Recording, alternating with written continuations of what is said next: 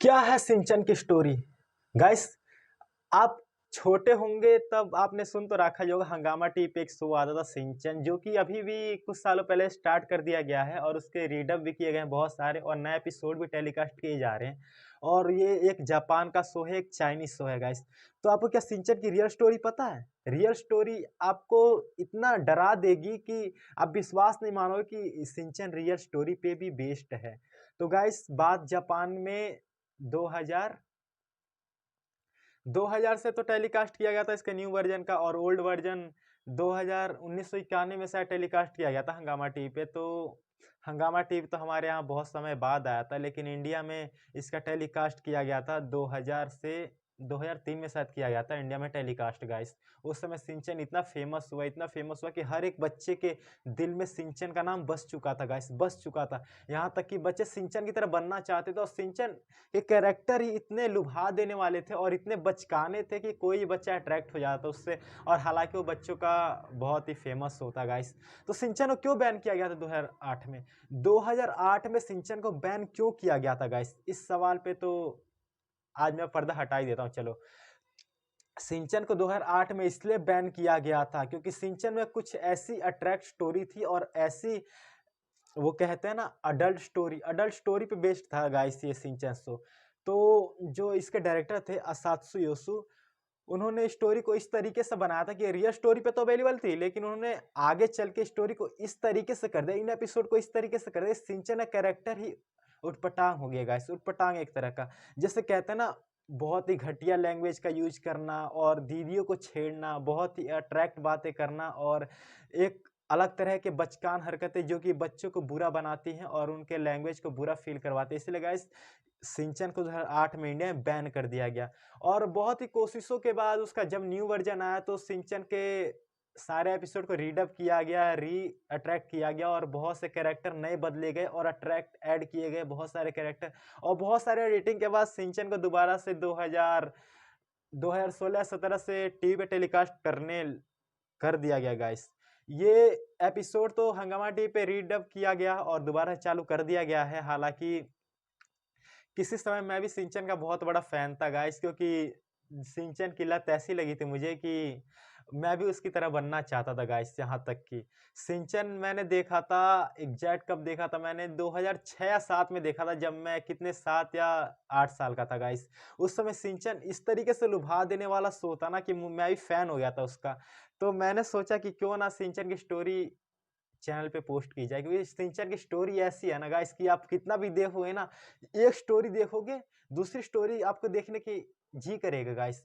तो ऐसे ही सारे बच्चे थे। अब दोबारा से सिंचन को टेलीकास्ट तो किया गया है और दोबारा से रीडअप करके हंगामा टीवी पे आ रहा है शो, लेकिन उतना लुभा देने वाला शो अब नहीं रहा गाइस, क्योंकि बहुत सारे नए नए वर्जन और नए नए शो आ चुके हैं जो कि इंडिया ने मेक किए हैं, और इंडिया की मेकिंग इतनी बढ़ चुकी है कि अब सिंचन को कौन पूछेगा गाइस।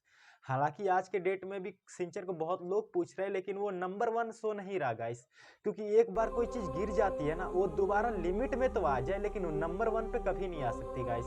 तो ऐसा ही सिंचन के साथ हुआ। और सिंचन की जो रियल स्टोरी है मैं आपको बताना चाहूंगा, ये जापान के एक फैमिली के ऊपर है जो कि नोहारा फैमिली थी गाइस, नोहारा फैमिली। और ये फैमिली 1975 की कहानी है गाइस, 1975 की शायद, मुझे एग्जैक्ट तो पता नहीं, लेकिन मैंने सुना गाइस शायद 1975 की है गाइस। 1975 में जापान के एक किसी कॉलोनी जो होती है, कॉलोनी का नाम तो मुझे नहीं पता, लेकिन जापान के अंडर में ही है वो। जापान में एक फैमिली होती है नोहारा नाम से।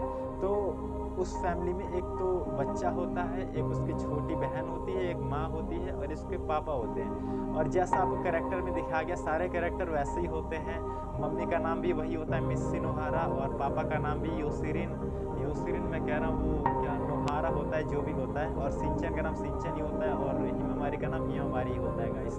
तो होता एग्जैक्ट ये है कि एक बार मिस्टर नोहारा, जो कि सिंचन के फादर थे, वो किसी काम से अदर स्टेट में जाते हैं। वो कहते हैं ना, स्टेट से दूसरे स्टेट में जाना, उस स्टेट में जाते हैं 1 हफ्तों के लिए। और मिस्सी नोहारा तो आप जानते हैं, जैसा कैरेक्टर आपको दिखाया गया, हमेशा से भुलक्कड़ थी, चीज़ें भूल जाया करती थी, शॉपिंग मॉल में जाती तो पर्स लेना भूल जाती थी। तो ऐसा ही कुछ हुआ था उस दिन भी।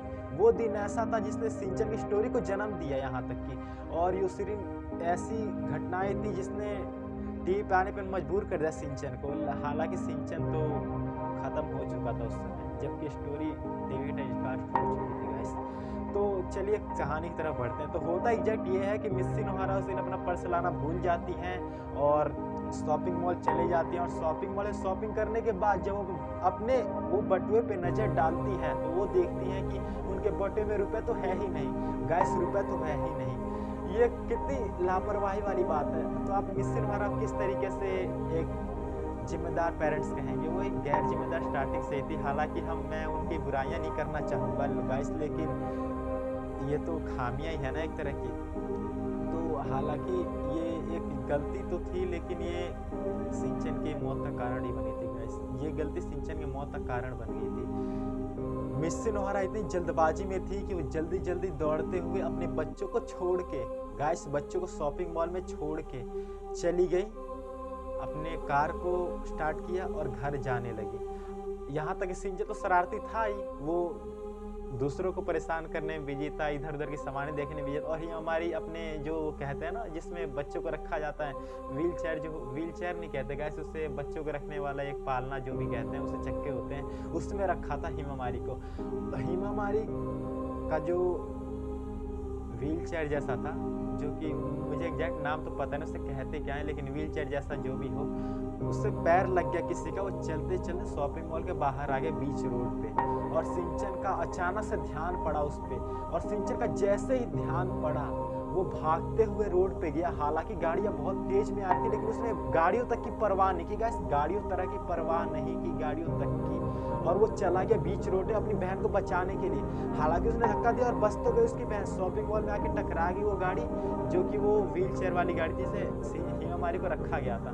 वो आके टकरा गई और रुक गई, लेकिन गाइस शिनचैन की लाइफ का वो डेथ वाला टाइम था, डेथ वाला टाइम।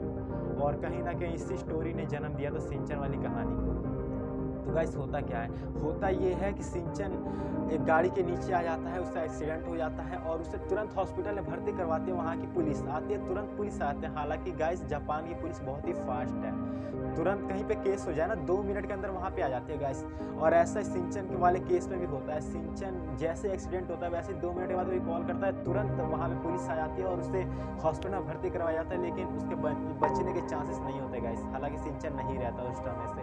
तभी योशिरिन अपनी मिस्सी, अपनी वाइफ से दुखी रहने लगी। हालाँकि वो बात भी नहीं करते थे उससे, और उससे नफ़रत करने लगे एक तरीके से गाइस। हिमामारी तो बच गई, लेकिन शिनचैन का डेथ टाइम था वो गाइस। आज के टाइम में हिमामारी बड़ी हो चुकी है, हालाँकि उसकी उम्र अभी 50 या 40 के आस-पास होगी गाइस, क्योंकि ये स्टोरी 1975 की है गाइस, तो उसके कैरेक्टर भी तो बड़े हो गए होंगे। तो 1991 से 95 तक के जापान में टेलीकास्ट किया गया शो, एक टीवी और टेलीविज़न के रूप में।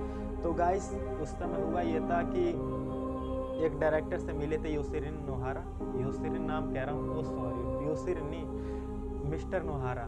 उसका नाम तो एग्जैक्ट नहीं पता मुझे, लेकिन